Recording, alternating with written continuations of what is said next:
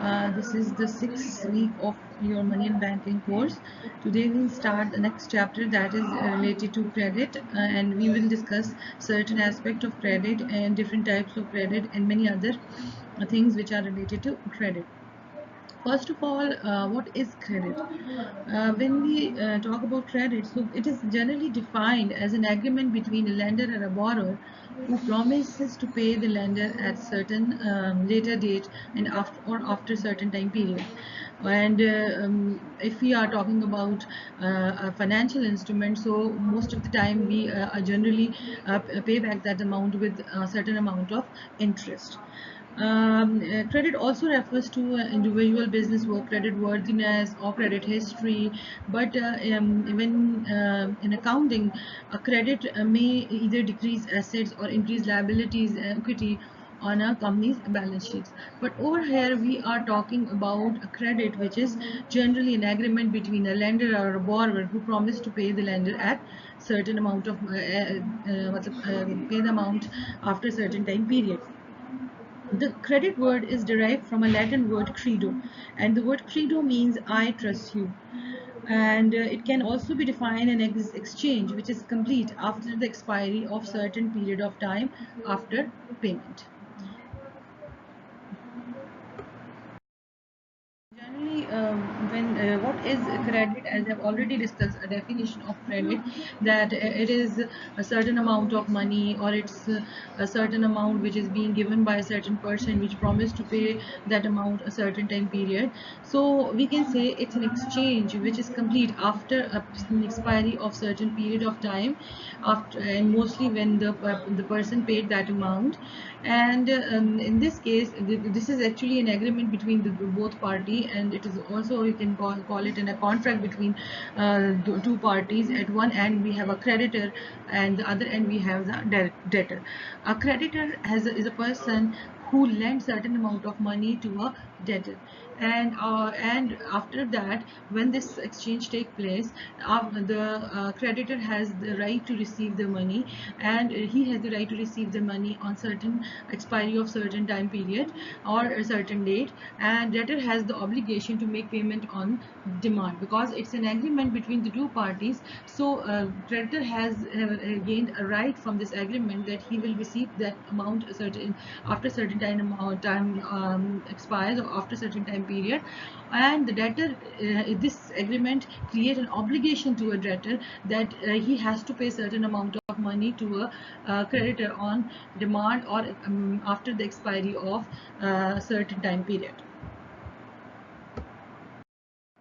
There are different types of credit. We have already discussed cash credit, overdraft facility, and discounting of bills, and a certain amount of loans in the previous lecture.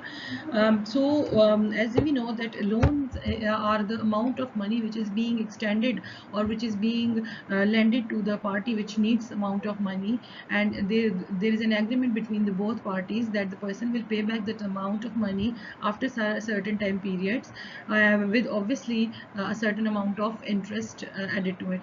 And this interest amount is agreed. The time for period for which the loan is extended is also being decided between the both of the parties. And when we talk about different types of loans, so we have different types of loan, like we have discussed earlier. There are demand loans, and there are many other collateral loans, and then we have bridge loans, and then we have consortium loans. But over here we can say that there are certain loans which are secured, which are unsecured, and there are certain loans which are associated with the time period as well. There are short-term loans, intermediate-term loans, the long-term loans. These are amount of money which is being lended to to the people, and there is actually a different feature, like repayment feature is also different in certain time of loan. Like there are certain type of loan which is being paid after a certain time period in a lump sum amount, but there are certain amount which are being repaid in a fixed installment, in which in each installment the amount of principal and the amount of interest is added. Then we have another type of credit that is called as cash credit, and we have already discussed in the cash credit in the previous lecture. Like it's a cash line, and it is extended to a new account which is it opened into a bank's a specific bank which is providing you this line of credit or cash credit, and this credit is extended for a longer time period, but the interest is charged on amount which is actually taken out from that account. And another feature is that you have to put a certain amount of money in that account, like which is called as compensating balance each period, or each day at the ending period. Then we have another type of credit which is called as overdraft facility. It is extended on the current account or the already existing account of the debtor, and it is amount of a limit which is extended to a person which they can take out from that account. And this is a credit arrangement which is extended for a shorter time period, and interest is charged on the daily basis of ending balance.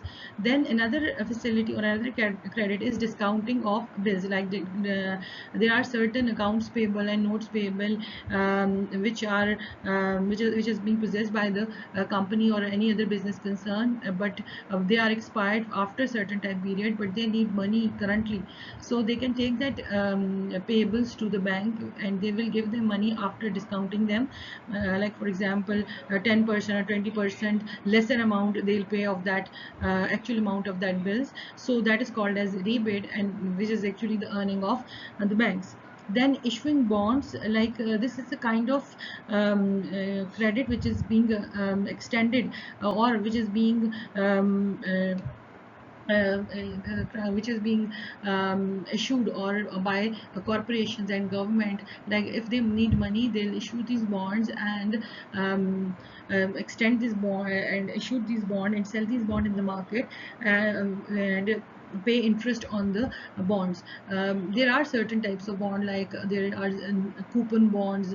These are the bonds which pay interest annually, and also the amount is being, and after a certain time period they'll pay back the actual amount which is being borrowed, and meanwhile they'll pay annually the amount of interest on that bonds.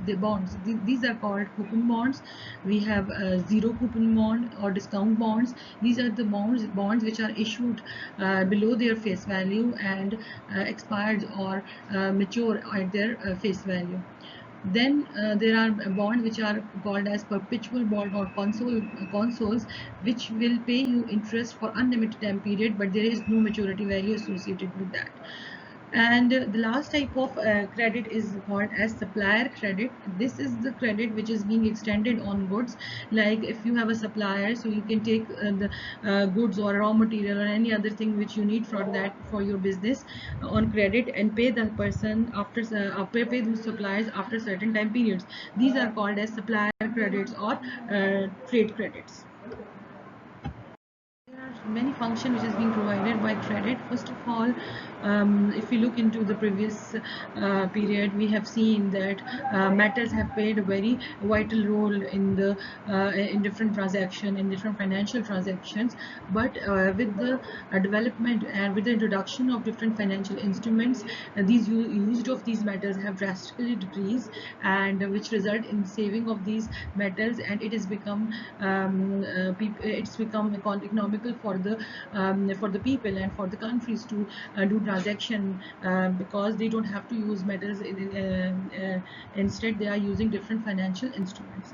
Then secondly, we can also use these credit instrument for purchasing of our working capital as well, because in certain time when there are different development prospects and growth of prospects are there, and there is we have to increase our production in order to fulfill the increasing demands of your products, but we are in short of funds, so we can use these financial instruments to buy these working capital and fulfill our needs of at that crucial time. Then thirdly, bonds can also be used. Bonds are debt instrument, and these are credit instruments which can be used for fulfilling the financial needs of governments as well as different corporations. Like a certain time when governments or corporation needs money, so they can issue bonds and get the money from and extend and generate this credit. And after that, when their need is fulfilled, they can pay that interest annually and pay the actual amount which is being borrowed to the lenders from which they have taken that money. Then case of young firms, like we have different new entrepreneurs in our market, and with the decrease in the jobs, it is being encouraged for the young entrepreneurs that they should come up and try to start their own businesses, and rather than finding the jobs, they can create jobs for the people. So in that case, it would be very beneficial for the economy as well. So in this case, these financial instruments help these young firms to fulfill their financial needs. And because when we talk about credit, so it is actually a kind of leverage which would provide to these new firms, and help them to develop them fully at their full potential, because at start they have financial constraints. So these credit instrument can fulfill their and overcome their financial constraints. Like secondly, at certain time when you need large scale production, like if certain businesses are seasonal nature, so they have seasonal nature. So in that case, they need large scale production. In that case, you can use credit in order to fulfill your demand of certain capital goods or certain consumer goods as well. Now, shift of capital to productive hands. Like in case of credit system, like we have in our economy, there are people who have surplus amount of money, and these are the people who have this amount, but they don't know how to use that amount of money. So they keep that amount in their safe deposits, and like they keep their money in their home, or they can purchase land or buy certain jewelries, etc.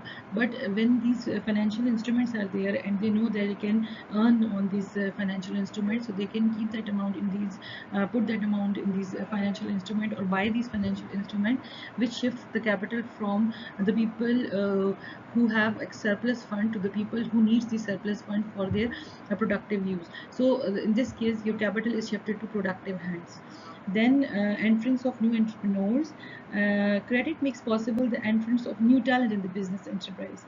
Like if a person has less capital of his own, but he has all the qualities of a good entrepreneur, he can set up new firms and develop modern techniques of production, and thus the resources of countries are effectively being utilized. So these financial instruments can help these entrepreneurs uh, to use these funds in a more productive way. So you can say that these are facilitated by this as well. Then purchase of goods, like credit. In case of credit, it makes easier for the people to buy their goods, or they can buy their consumer as well as their capital goods. For example, a consumer can acquire floor, cloth, radio, telephone, car, house, washing machine, etc. from the dealers with an obligation to pay in future, in future, either by installment or on a lump sum amount. So the credit thus provide an opportunity to the customer to use and enjoy more goods, which otherwise would not have been possible if the payment is to be made in cash. Then in case of international payments, the international payments, especially through the bills of exchange, have been greatly facilitated through this credit systems, because now there is no need to import or export gold for settlement of international business transactions. Lastly, state revenues are also being increased. That if government expenditure is in excess of its current revenue, it can meet the deficit by sale of bonds, and they can also borrow from commercial banks. Also, thus timely needs of states are being satisfactorily met through these credit systems. We have discussed different positive aspects of credit, and we have seen that it can be beneficial for the companies or for corporation or overall the business sector of an economy, and for governments and for the consumer as well, that if they use different financial instruments. But this is only the positive side of credit, and it's actually a very rosy picture of credit. But if we look into the detail, or we look into the actual scenarios, we can see that in certain times there are certain negative aspects of credit as well. Firstly, we can say that over issue of credit. Uh, the expansion of credit beyond safe limit usually result in overinvestment, overproduction, and which result into a rise in the prices. So the contraction of credit generally leads to recession and depression in the economy. Or boom or depression periods have their own evil effects on the economy. So over issue of credit is dangerous for the economy because it leads to certain bad aspects of the economy. Then secondly, bad debts means that once we have paid we have borrowed from the bank for any other financial institution, or even from any other these bonds are being issued by different corporations. So if they are unable to pay these debts, so that is called as bad debts. Certain times the companies or the borrowers are unable to pay their debts. In that case, it will create a problem for the economy, and it can in this case in a certain time certain financial institution can collapse if this kind of thing happen. Then an inefficient business concern, like if you are extending credit to a certain business concern, and if they don't have a capability to use these funds, in that case it will be downfall for of that, because they have to pay interest on their borrowed money, and they are unable to pay that amount of money. So it create problem, because if they have given certain collateral, so they have to give up from they have to um, give that thing to the bank or any other financial institution. So in that case we can say that credit is not beneficial for inefficient business concern. Then lastly, monopolistic exploitation. It's also very dangerous, and it has happened in certain times. If large amount of money is placed at the disposal of individuals or companies, then there is a danger of combines in a monopolistic exploitation. Like they can extend credit to the people who they like, and or if they are positive towards certain industries, so they will extend credit to certain industries and avoid so many other industries as well. Or if there are political influence on these credit institutions, so in that case it also create a problem. Uh, this should be dealt with, because monopolistic exploitation is very bad for the whole economy as well. And the last thing is borrowers by the government. A government may spend borrowed money in many non-productive things, like for the decoration of their houses, or many other things. So in that case, that will be the misuse of this credit, and it creates problem for the people, or for the citizen of that country. So we have to see that these if, credit is being used in the economy, so its proper utilization is very important. Otherwise it will create problems for the economy and for the people of that country as well. Cash reserves of bank. When we talk about a bank is an institution which accept deposits of people, and then pay back that amount after on demand, or after certain time period, whatever the terms of contract between depositors and the bank is. And it doesn't mean that they are a philanthropic institution. They are actually an institution which borrows money at lower rate and lend that amount on a higher interest rate. So the difference between the lower and the higher interest rate is the profit of the bank. And in this case we can say that bank is a profit making institution or organization. The bank has to keep certain amount of money with it, for like this means that and because if the bank accept deposited, so and they want to make profit, so in this case their intention would be that they could lend a maximum amount, or they can lend all the amount of money which they have. But it's not the case. They have to keep certain amount of money with them in a form of reserve in order to meet cash requirements of individuals and business concerns. So bank have to be very cautious about maintaining reserve for its everyday needs, because they have to first of all ascertain that what are their certain daily needs or certain timely needs, and based upon that they can keep that reserve with them in order to fulfill the daily demand deposits or demands of individual and business concerns. So these are called cash reserves of banks. So when we talk about cash reserves of banks, so cash reserves is the liquid form of asset, and it is to be kept by the bank in vaults and with the central bank of the country in order to meet the demands of its customers. So there are mainly three types of bank cash reserves. First one are cash in hand, that amount of cash which is kept with the bank in order to fulfill their daily needs. Then another form of reserve is cash kept with central bank. These are the reserve, or it is legal requirements of every commercial bank to put certain amount of reserve with central bank. So these are the cash kept with the bank, a central bank, and cash kept with other banks as well. So there are certain amount of money which is kept with other banks as well, because these cash reserve are regarded as first line of defense to ward off bankruptcy of the bank. So these are mainly three types of cash reserve: cash in hand, then cash with kept with central bank, and cash kept with other banks. The banks have to put a certain cash reserve with the in hand and with the central bank and with the other commercial bank as well. But what amount of cash they should reserve should they maintain? So there are certain factors which can determine the amount of reserves that should be kept by the banks. First of all, legal requirements, as the commercial banks and many scheduled banks are governed by the State Bank of Pakistan, or if we can say that mainly when we talk about the commercial banks in general. So central bank is there to govern all the legal aspect of commercial banks. So they can determine, they can put certain legal binding to the commercial banks that they should put this amount of reserve with the central bank.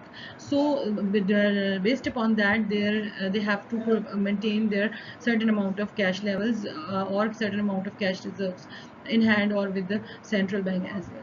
Then, and nature and size of deposit, like if the clients of the banks are industrialists, businessmen, brokers, the bank will have to keep large reserve to meet their daily demands for cash, because these are the people who need large amount of money, so you have to fulfill their demands.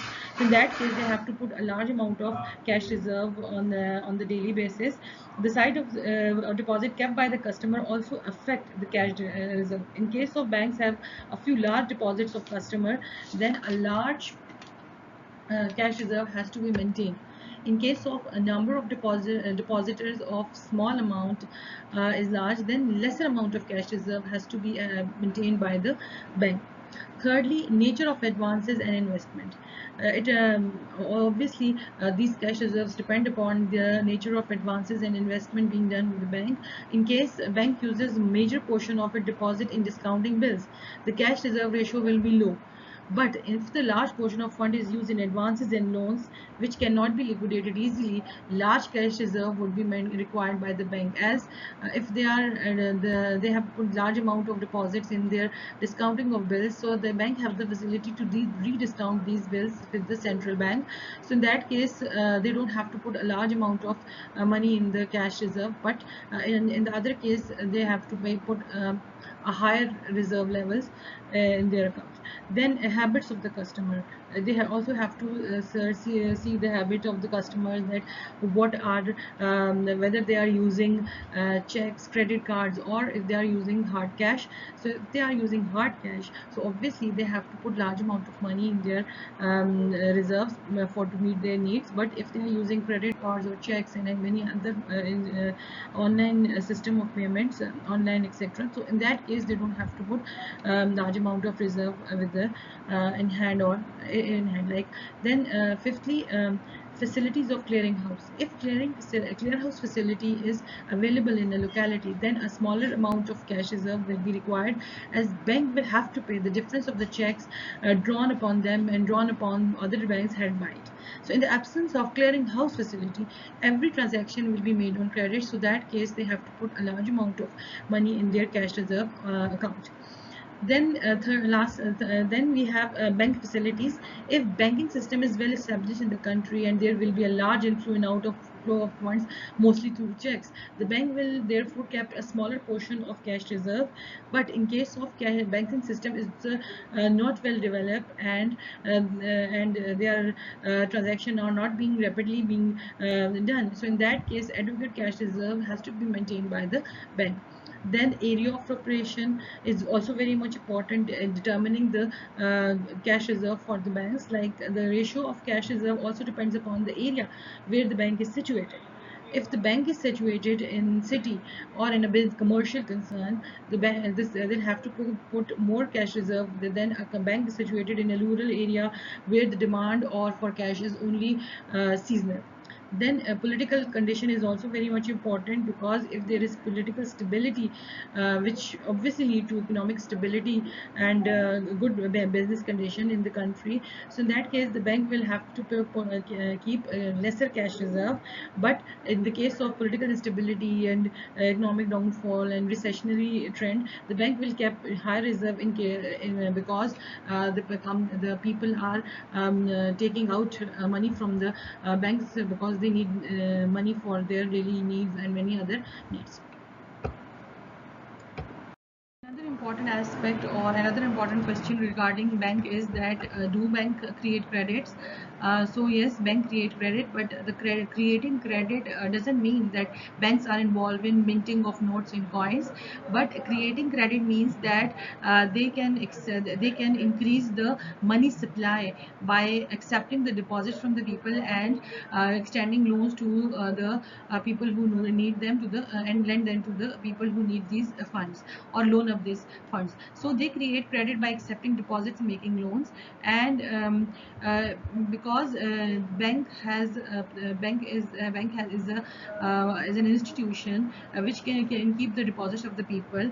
And when we deposit the money in the bank, the people have confidence that money is safe at the bank. At any time when they demand that deposit, the bank will provide them that deposit. So the bank use this confidence of the people, and they extend the money several times, or multiple times of the actual demand deposits. So in this case they can create credit and increase the money supply.